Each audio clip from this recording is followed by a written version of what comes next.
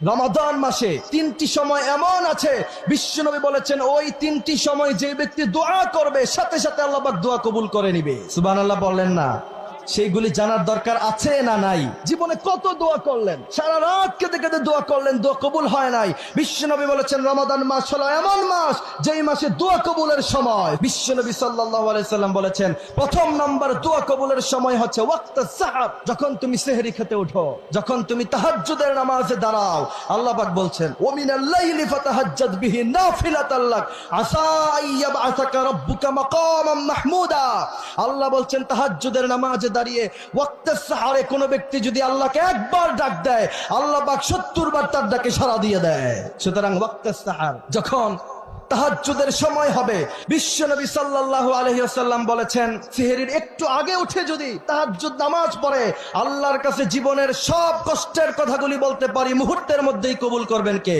সুতরাং মাগুরার ভাইয়েরা, এটা যাতে কখনো মিস না হয়, একটু আগে উঠবেন, 5 মিনিট 10 মিনিট আগে উঠে কমসে কম 2 রাকাত নফল তাহাজ্জুদ নামাজ পড়লেই হবে, এর চেয়ে বেশি বলা লাগবে না যদি সময় না থাকে।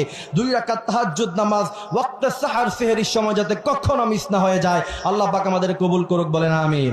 দ্বিতীয় নাম্বার হচ্ছে বিশ্বনবীর অসংখ্য হাদিস, বুখারী, মুসলিম, আবু দাউদ, নাসাই প্রত্যেকটি সহিহ হাদিসের কিতাবের মধ্যে হাদিসটি এসেছে।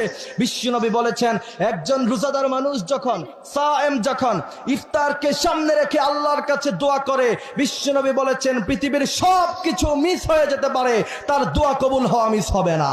সুবহানাল্লাহ বলেন না? রাসূল করিম সাল্লাল্লাহু আলাইহি সাল্লাম বলছেন আল্লাহ পাক ওই সময় বড় আনন্দের সাথে বলতে থাকে আমার বান্দাদের কি হলো, সামনে এত খাবার, রুয়াবজা, মাল্টা, আপেল, আঙ্গুর, এত কিছু আছে, দামি দামি খেজুর আছে, আমার বান্দারা খায় না কেন? কেন যে খায় না সেটা আল্লাহ পাক জানে কি জানে না, কিন্তু আল্লাহ পাক সেই প্রশ্ন করাটাকে পছন্দ করেন। এই জন্য বিশ্বনবী সাল্লাল্লাহু আলাইহি সাল্লাম বলেন আল্লাহ পাক যখন এমন সময় প্রশ্ন করে, বিশ্বনবী সাল্লাল্লাহু আলাইহি সাল্লাম বলছেন সমস্ত ফেরেশতারা এক বাক্যে উত্তর দেয় আয় রব্বুল আলামিন, তাদের সামনে খাবার আছে, খাবার খাওয়ার শক্তি আছে, তারপরেও তারা খায় না। এর একটি কারণ, তারা আল্লাহ আপনাকে ভয় করে, সারা দিন আপনার জন্য কষ্ট করে রোজা রেখেছে। সুবহানাল্লাহ বলে। আল্লাহ পাক বলেন আমার বান্দারা কি চায়, এই যে আমার সায়েম বান্দারা খাবার আছে, শক্তি আছে, সময় আছে, সব আছে, তারপরেও তারা খাবার খায় না, কি চায় তারা আমার কাছে?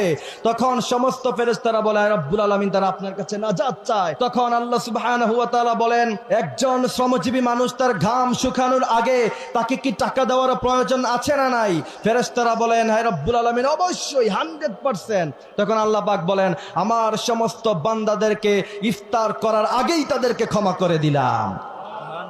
সুতরাং ওই সময় দোয়া কবুলের সময়, সবকিছু মিস হয়ে যাবে, দোয়া মিস করবেন না যিনি তিনি কে। তৃতীয় নাম্বার বিশ্বনবী সাল্লাল্লাহু আলাইহি ওয়াসাল্লামের অসংখ্য হাদিস আছে রমাদান মাস দোয়া কবুলের মাস, সারা বছর যা দরকার সব এই মাসে আল্লাহ পাক থেকে দরখাস্ত করে সাইন নিয়ে নেন, আলহামদুলিল্লাহ পড়েন।